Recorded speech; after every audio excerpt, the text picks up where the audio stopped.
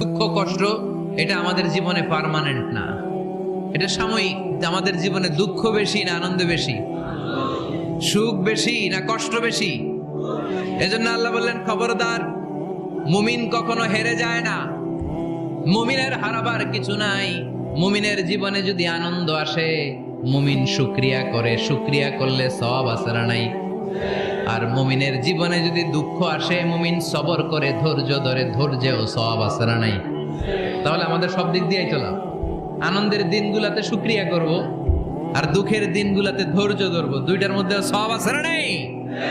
এজন্য বিশ্বনবী বললেন, আজাবান লি আমরিল মুমিন, মুমিনের বিষয়টা খুবই আশ্চর্যের।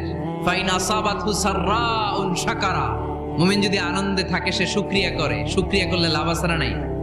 ওয়াইন আসাবাতহু দাররাউন সাবারা, আর দুঃখে পড়লে সে সবর করে, ধৈর্য ধরে, ধৈর্য ধরলে সওয়াব আছে না নাই?